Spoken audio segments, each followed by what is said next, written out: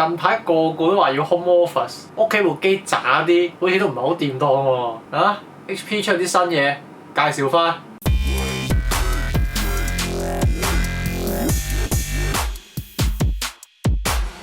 嗱，咁話説咧，點解會有呢部機咧？其實本身咧，我係諗住問 HP 睇下會有啲 gaming notebook 啊，或者係啲 notebook 可以介紹下嘅。但係唔知點樣神推鬼空之下咧，佢好似近排推呢部機，咁所以咧就 send 咗呢部電腦過嚟俾我哋試啦。咁呢部 Envy 嘅32吋嘅 AIO 嘅電腦咧，其實個 spec 就相當之勁嘅。咁佢配備咗一個 i7 嘅10700啦，仲有一張 RTX 2070 Max-Q 16GB 2933嘅 DDR4 RAM， 再配多個1TB NVMe 嘅 SSD。呢條1TB 嘅 NVMe SSD 咧都達到3000Mbps 嘅寫入啦，同埋讀取嘅。咁都係一啲高規格嘅型號啦。咁但係講呢部機最吸引啦，或者叫最大嘅賣點啦，相信就係佢咁鬼大嘅一個熒幕啦。咁呢個32吋嘅熒幕咧就會係有翻 4K 嘅 resolution 啦，而且 support 到 HDR600嘅。雖然呢部係一個 AIO 嘅電腦啦，咁但係其實佢個 mon 咧嘅部分其實係可以有少少調校角度嘅。咁不過就係咁多啦。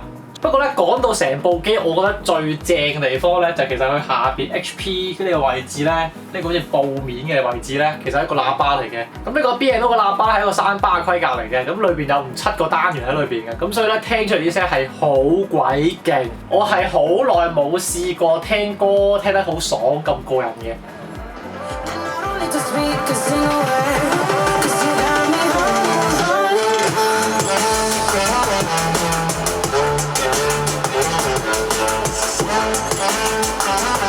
咁頭先你有講過啦，呢個 B&O 個喇叭咧嘅音效相當之出色啦。咁而 HP 咧亦都咧唔想浪費咗個喇叭咧，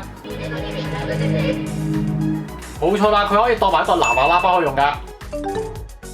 咁其實 mon 同埋喇叭都有一啲 software 做控制嘅，咁就控制翻啲 HDR 啊、啲顏色咁樣啦。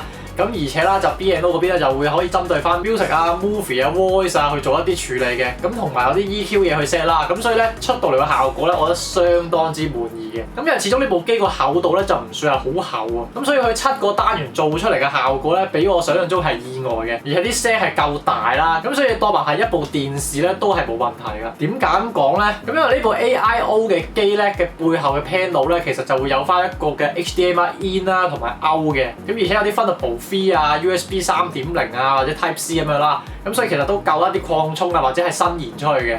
冇錯啦，咁呢部電腦咧係可以當埋做一個 mon 用嘅。若果真係大家屋企唔夠位嘅，只能夠擺一個電腦 mon 啦，或者個電視機嘅話咧，咁呢個咧就可以考慮埋啦。咁因為始終咧32吋嘅 4K mon 啦，咁係相當之大啦。咁而且頭先都講到有 HDMI in 啊嘛。咁你就可以用一啲可能係唔知嗰啲黑市又好，用啲 switch 都好，或者啲 matrix 都好啦。咁你就可以將呢個32吋嘅 AIO 電腦咧嘅 mon 咧就當係一個電視或者係熒幕咁去用啦。咁若果比較玩得極端啲嘅話，就可以好似我咁樣啦。就譬如就係 mon 上面咧就32吋就播翻 PS4 啦。咁然後另外咧就分得 Thunderbolt 3再播一隻 mon 仔咧，就係做一個可能係監控又好，睇翻部電腦都好嘅一個情況啦。咁呢度咧就可以做2樣嘢嘅，普通嘅 user 啦，就係播翻啲 HDMI 裝置啦，譬如就 PS4 啊、Blu-ray 機啊，或者係一啲機頂盒啦。咁你可能係睇埋電視都得嘅。咁如果極端啲嘅話，就係 PS4 播一隻 capture 卡，然後再播翻落去呢個 mon 上面，就當一個真係 output 嘅電視機。咁而當中另一個 second mon 咧，就係播翻 OBS 啊諸如此類嘅嘢咧，就做一個直播嘅。咁相信都叫佢極限地運用翻呢部機啦。咁除咗頭先我哋講嘅一啲界面之外啦，咁其實咧部機嘅左右兩邊呢啲位置咧，佢係各自有一啲嘅唔同嘅 port 頭位嘅。咁喺我哋呢邊咧左邊嘅位置咧就會有翻一個啦 SD 卡嘅卡槽啦，同埋一個3.5mm嘅 jack 嘅，咁啊俾大家插翻耳機落去啦。咁而喺右邊嘅位置咧就會有一個開關啦，同埋一個 USB 頭喺度嘅。咁呢個位咧就可能要俾少少意見大家，因為咧右邊咧佢開關掣咧同埋個 USB 掣咧係好近嘅位置。咁如果有陣時咧係盲插啲嘢落去嘅話，係有機會啦會揩到個開關掣咧，就可能熄咗機嘅。咁呢一點就大家要留意下啦。而呢部機咧亦都非常之時尚，或者叫做好多啲 feature 嘢喺裏邊啦。譬如咧佢個底座嘅部分啦。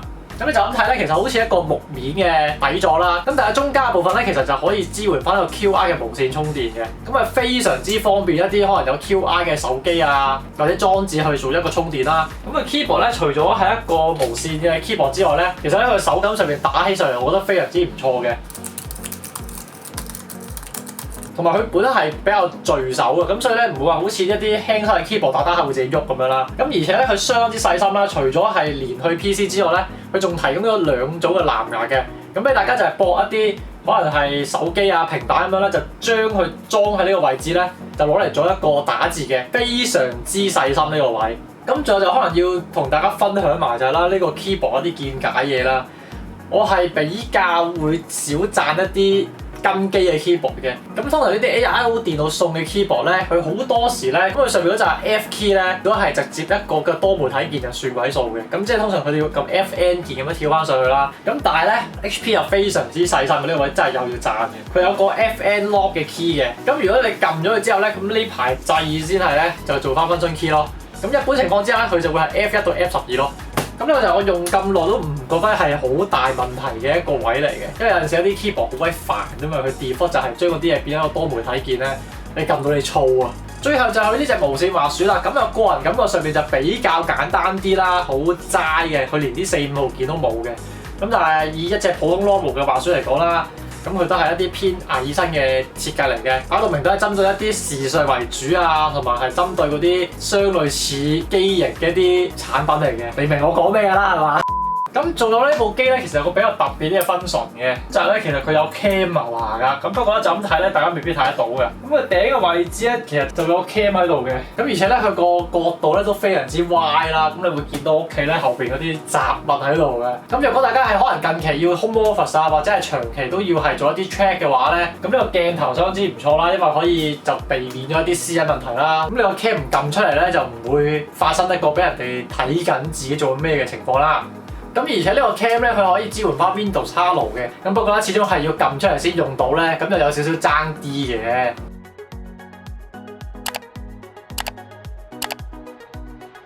咁啊，講完晒啲規格之後，咁大概呢部機咧都估到係應該針對啲咩用家啦。咁呢部機嘅規格擺到明就係針對翻對手 iMac 嗰類機型嘅用家而設㗎啦。咁本身包括佢嘅 CPU 啊、display 卡都夠強啦，咁所以做一啲剪片啊或者一啲 3D rendering 嘅嘢咧，都係可以接受到嘅。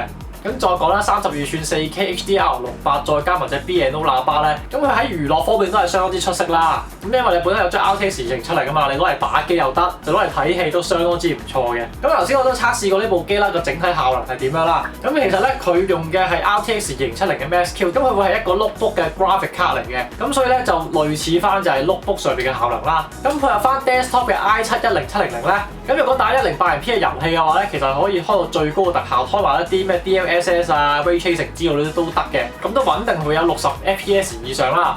咁但係如果去到 4K 嘅話咧，就要有少少取捨啦。咁大致上咧，遊戲嘅畫質就要去到低啊或者係中嘅畫質啦。低咧就會可以 keep 到咧大概60 FPS 左右嘅。咁但係如果你想玩得好少少畫面嘅話咧，中嘅 quality 咧就係最理想噶啦。咁佢都可以 keep 到喺40 FPS 左右嘅。咁所以變咗大家咧就係如果唔係話真係去到一啲槍 game 類嘅遊戲，一定要去到60 FPS 嘅話咧。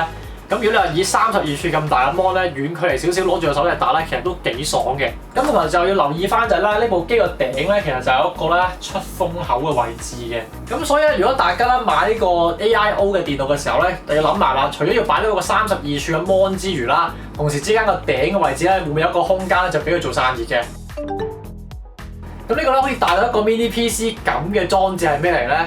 其實係一個330W 嘅火牛嚟嘅，咁即係其實呢部機 total 大概就330W啦。咁如果你話以佢本身 CPU 啊，加埋一張勁啲嘅 display 卡啊，咁大個 mon 啊，同埋一個咁高輸出或者出力嘅一個喇叭咧，咁又唔算得係好大隻啫。成部機大致上就係咁多嘢講啦。咁如果你話即係呢部機啦，值唔值得買，抵唔抵買諸如此類咧，咁啊真係睇下你有冇呢個需要啦。因為以我咧，其實我覺得幾正嘅，認真係幾正嘅。以佢27,000蚊左右有一個32寸嘅 4K mon 啦，咁而且又支援翻 HDR 啊，下邊條 B&O 喇叭咧，啲聲真係好鬼正。我唔知啲8X 會啊、豐澤嗰啲有冇啦嚇。如果嗰啲地方有擺低一部呢啲咁嘅機喺度咧，俾你大家試聽嘅話咧，你不妨試下上去 Spotify 嗰啲聽下歌，係幾上腦嘅嗰啲聲。